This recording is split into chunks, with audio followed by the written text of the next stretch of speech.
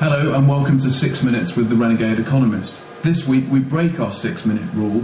Fred Harrison's going out to catch up with Dr. Michael Hudson, professor at one of America's universities and also former Wall Street consultant. A lot of commentators globally have got it completely wrong when it comes to the global financial crisis. Hudson and other renegade economists who are hooking up with our network have really got their finger on the pulse, and you'll see why. Fred Harrison puts to him these searching questions. How do we solve the debt problem today? The only way to do it is to wipe out the debts that can't be paid. If mortgages are $500,000 on a $250,000 house, you've got to write down the mortgage to the market price, and you've got to have the creditors take a loss for their bad loans. Is the bailout of the banks going to solve this financial crisis? No, the bailout of the banks is only paying the creditors and giving the creditors the money for the bank loans without giving a penny of debt relief to the actual debtors who owe the loans. All it means is that the government is taking over the creditor position, and it's kicking out the homeowners and throwing the... But won't the taxpayers get their money back in the end?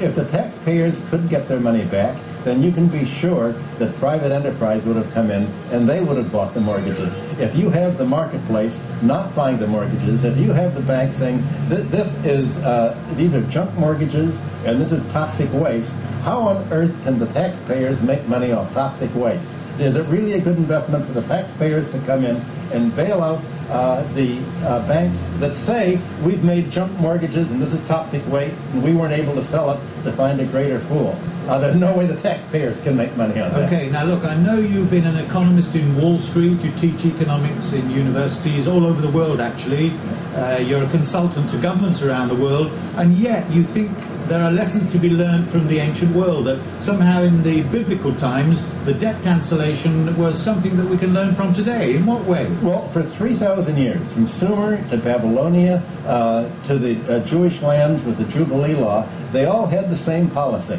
And when a new ruler would take the throne for the second year in Babylonia and Sumer, he had a three-pronged solution. He would liberate the debt bondsmen, he would return the lands to people who'd lost them for foreclosure, the home, the basic self-support, and he would annul the personal debts. And by wiping the bad debts off the books, he'd create a clean slate. And this was exactly the policy that was taken over in Jewish law in Leviticus by the Jubilee year. So you're now saying that there is a way to translate that history into modern economics to solve the global financial crisis? Yes, antiquity managed to last for 3,000 years without a financial bubble, without an economic bubble, and continually restoring order. And antiquity realized something that the modern economists don't. They realize that debts tend to grow in excess of the ability to pay.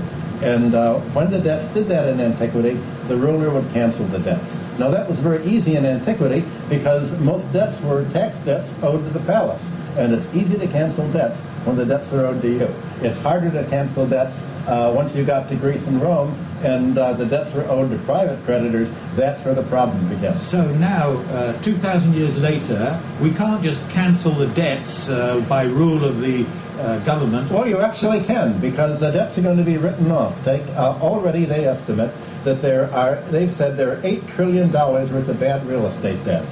Now, if the government would have just let market conditions take their place, when Lehman Brothers went bankrupt in September, Lehman Brothers mortgages were trading on the market at 22 cents on the dollar.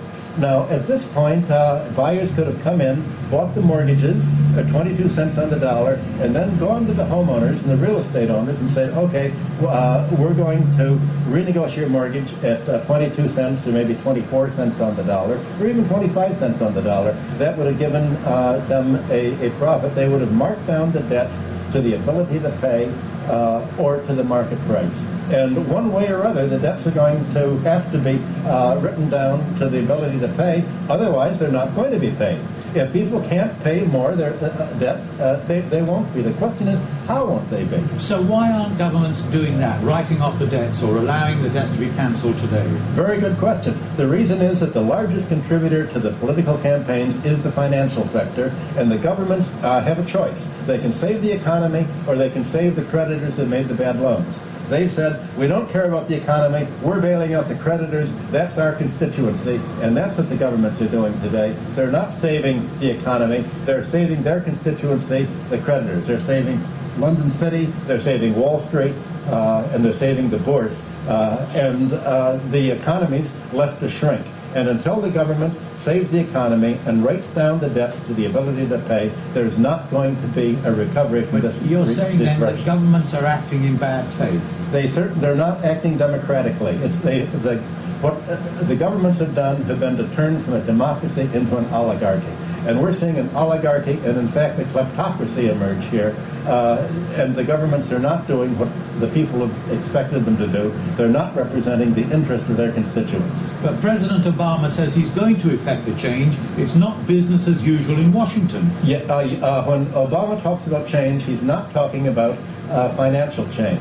He's not talking about economic change. He's talking about workmen's laws, of health reform, of racial equality. He's not talking about any economic change at all because, in fact, he's reappointed the Bush administrators and the Clinton administrators. He's brought back the same people who brought us the Russian crisis. And if you want to see what their plans are for the United States, look at what Obama's team did when they had a free hand in Russia in the 1990s. They brought the biggest inequality and kleptocracy in modern times.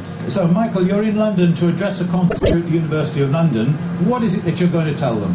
Well, I'm going to tell them that the finance sector and the real estate and the insurance sector are not part of the real economy of production and consumption.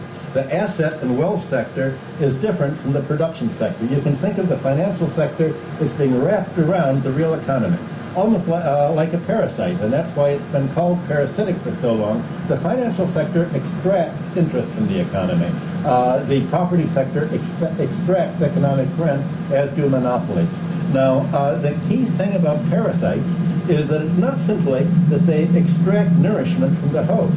The parasite takes over the host's brain to make it think it's part of the economy, to make it think it's part of the host's own body, and in fact that it's almost like a child of the host to be protected.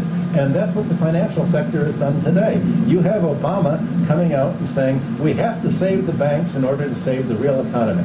The fact is you can't serve both the parasite and the host. Now, the amazing thing is that we have the economic training tablets from Babylonia from 2000 BC, and the mathematical models they had of the economy in 2000 BC are more sophisticated than any of the mathematical models that they use today for government planning. And the reason is that they calculated how long it takes for a debt to double. Any interest rate is a doubling time. They knew in 2000 BC that the debts doubled. They also knew that the economy grew in an S-curve. They had mathematical models for the growth of herds in an S-curve, for agricultural production. So they knew that the tendency was for debts to grow faster than the economy could grow. And that's why when every new ruler took the throne, they'd cancel the debt. But look, we've had Nobel Prize-winning economists telling hedge funds how to operate. Are you saying they are clueless on mathematics? Well, that's a very good question. You look at the fact that long-term credit management went broke using the Nobel Prize winners. The mathematical models that won the Nobel Prize have led to $450 trillion of derivatives contracts that are now junk. So what they won the Nobel Prize for is junk mathematics that have led to junk derivatives and junk mortgages. That's what's happened. So there we have it, analysis from the former Wall Street insider who clearly doesn't pull his punches. We'll be hearing more from Michael Hudson in the future. In the meantime, next week we're going to be back with the same format, so email your questions in, so I'll put them to Fred Harrison, and you can do that, contact@renegadeeconomist.com, and we look forward to hearing from you. For now, bye-bye.